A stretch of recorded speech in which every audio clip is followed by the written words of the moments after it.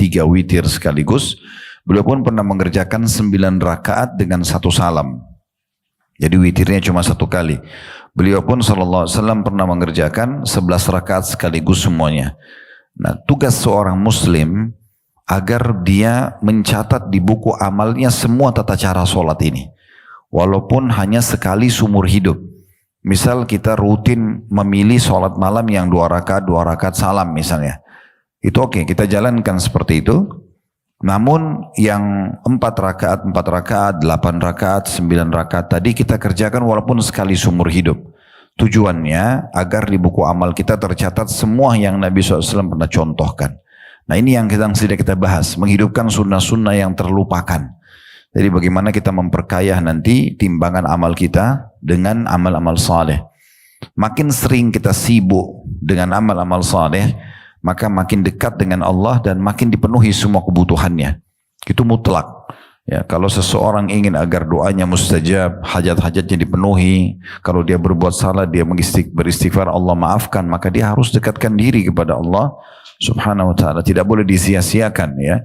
Karena pendekatan diri kepada Allah ini akan menghasilkan tentu efek timbal balik.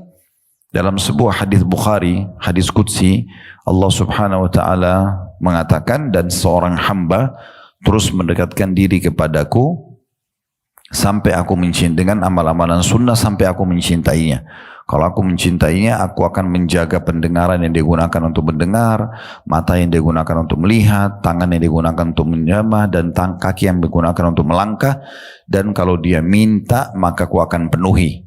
Jadi memang akan ada respon balik. Dalam hadis yang lain, kata Nabi SAW, Allah berfirman hadis Qudsi, kalau seorang hamba mendekatkan diri kepadaku sejengkal, aku akan dekatkan diri kepadanya sesiku gitu ya. Kalau dekatkan diri sesiku, maka aku selengan. Kalau dia datang kepada aku berjalan, aku akan mendekatkan kepadanya atau mendekat padanya dengan berlari kecil. Artinya efek daripada pendekatan diri kita kepada Allah itu akan menghasilkan juga Allah mendekat kepada kita.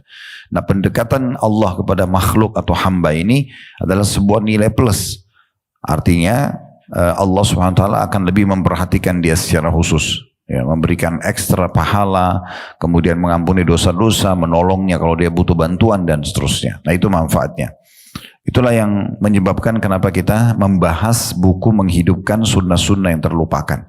Jadi sekali lagi mungkin kalau orang yang belum terlalu peduli dengan ibadahnya kepada Allah, belum berpikir bagaimana supaya dia dekat dengan Allah, mungkin tidak terlalu penting bahasan-bahasan yang akan kita bahas. Ya, dan kami sarankan untuk mengikuti bahasan-bahasan buku yang lain ya. Tapi kalau buku ini memang membahas tentang bagaimana seseorang yang peduli benar dengan ibadahnya kepada Allah sehingga dia mau variasikan, dan akhirnya hampir semua ibadah yang pernah Nabi SAW contohkan walaupun dia opsional, pilihan, sunnah, maka tetap dia kejar dengan tujuan agar dia lebih dekat kepada Allah Subhanahu wa ta'ala. Penulisnya juga seorang wanita, Haifah binti Abdullah Ar-Rashid hafidhahullah, salah satu penulis buku yang terkenal di Saudi, dan inilah judul buku beliau yang sudah kita katakan tadi, menghidupkan sunnah-sunnah Nabi SAW atau sunnah yang terlupakan. Sekarang kita masuk ke halaman 94 tentang masalah bacaan sholat isya, bacaan sholat isya itu ya. Dan tentu sebelumnya sudah cukup banyak yang kita bahas ya tentang masalah bacaan-bacaan sholat ya, dimulai dari poin E ya, di halaman 78 itu bacaan sholat. Kita sudah jelaskan apa itu mufassal, kemudian juga sudah kita jelaskan ya berbagai macam jenis susunan bacaan-bacaan surah Al-Quran. Kita juga sudah membahas di halaman 81, kalau kita reviewkan kembali ya, di halaman 81 ada poin 1, bacaan sholat subuh. Nah, ini yang biasa Nabi SAW baca di saat sholat subuh. Seseorang usahakan agar dia bisa membaca apa yang Nabi SAW pernah baca, walaupun saya bilang tadi sekali seumur hidup ya. Kemudian juga itu sudah kita bahas panjang lebar sampai di poin nomor 2 di halaman 85, bacaan sholat duhur dan asar. Ini tentu kita berharap agar jangan dilupakan begitu saja, tapi bagaimana kita berusaha menerapkan dalam hidup kita. Di antaranya di poin nomor 2 di halaman 85 itu, banyak orang tidak faham kalau sholat duhur Nabi SAW itu sangat panjang. Ya, sangat panjang gitu ya. Dan itu sudah kita jelaskan panjang lebar riwayat-riwayat yang berhubungan dengan masalah itu. Kemudian juga sudah kita lanjutkan sampai poin nomor 3 di halaman 90, yaitu bacaan sholat maghrib. Ini juga sudah kita lihat ya. Biasanya kita sering baca surah-surah pendek, tapi yang dicontohkan adalah Nabi SAW membaca surah-surah yang cukup panjang seperti wal mursalati urfa ya, dan surah-surah yang lain sudah kita jelaskan pada kesempatan yang pada saat kita bedah itu ya. Jadi sekarang ini poin nomor 4 lanjutannya ya. Lanjutan dari jenis-jenis bacaan sholat itu ya. Bacaan sholat Isya yang pertama diangkat oleh Haifa, penulis buku ini hafizahullah, adalah riwayat Abu Rafi' radhiyallahu anhu. Dia berkata, "Shallaitu ma'a Abi Hurairah radhiyallahu anhu al-'atama ayyil Isya." فقرأ إذا السماء انشقت فسجد فقلت ما هذه قال سجدت بها خلف أبي القاسم صلى الله عليه وسلم فلا أزال أسجد بها حتى ألقاه. Dikatakan bahwasanya Abu Rafi' berkata, aku mengerjakan sholat Isya atau nama lainnya Isya Atamah ya, Atamah, yakni sholat Isya bersama Abu Hurairah radhiyallahu anhu. Dan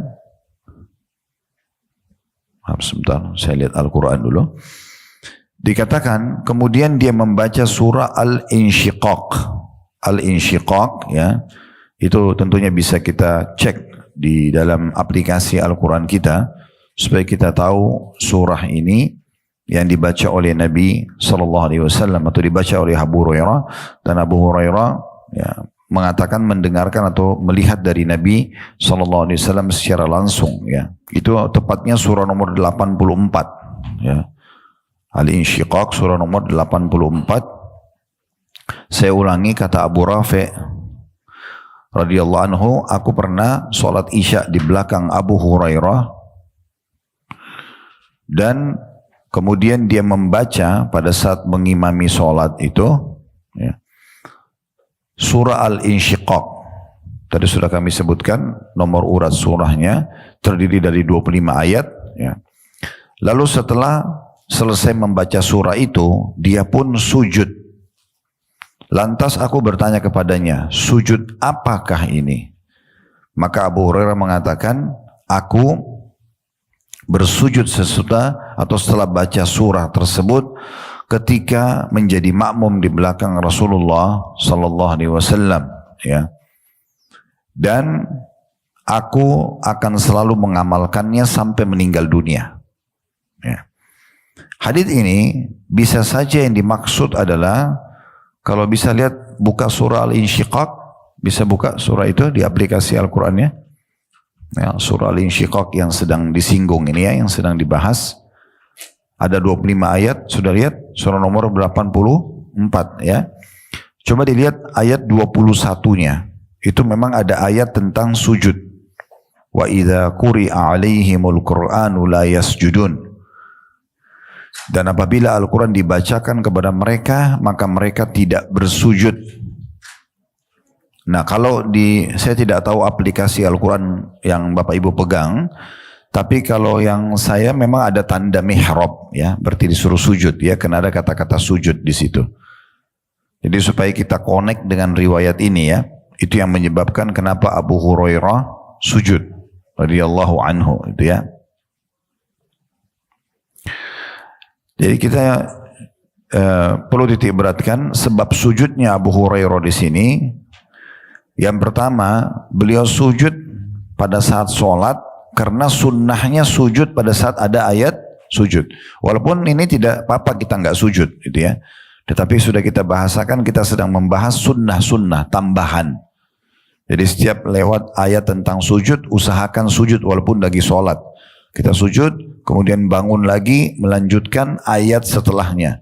kalau dia berada di akhir surah, ya, di akhir surah, misalnya wasjud waqtarib, ya, di dalam surah Al-Alaq, ya, di akhir ayat, maka kita sujud, kemudian kita bangkit, lalu lanjut surah lain, tidak masalah. Walaupun 1-2 ayat, baru kita ruku, kemudian kita i'tidal dan seterusnya. Ya.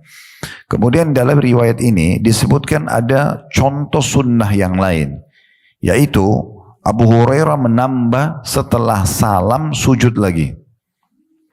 Jadi di sini kayak ada 2 kali sujudnya.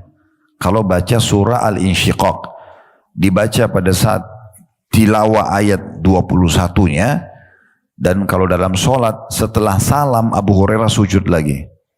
Kenapa beliau sujud di sini lagi? Karena perhatikan ayat 21, di sini bukan hanya karena ada perintah kata-kata sujud, tapi perhatikan ya, wa idza quriya alaihimul qur'anu la yasjudun. Apabila Al-Qur'an dibacakan kepada mereka, mereka tidak bersujud. Jadi di sini seperti makna ayatnya sedang disinggung oleh Allah Subhanahu wa taala. Orang-orang kafir itu mereka kalau mendengar ayat Al-Qur'an pun mereka tidak mau tunduk. Makanya Abu Hurairah melakukan sujud lagi selepas salam. Nah, karena ada contoh dari beliau, maka berarti dia masuk dalam sunnah. Dan kalau kita lihat riwayat yang sedang kita bahas, ditanya oleh Abu Rafi, sujud apa yang Anda lakukan ini? Kok setelah salam sujud? Maka Abu Hurairah menjelaskan, ya, aku bersujud setelah baca surah tersebut ketika menjadi makmum di belakang Rasulullah SAW, maka aku akan selalu mengamalkannya sampai meninggal dunia.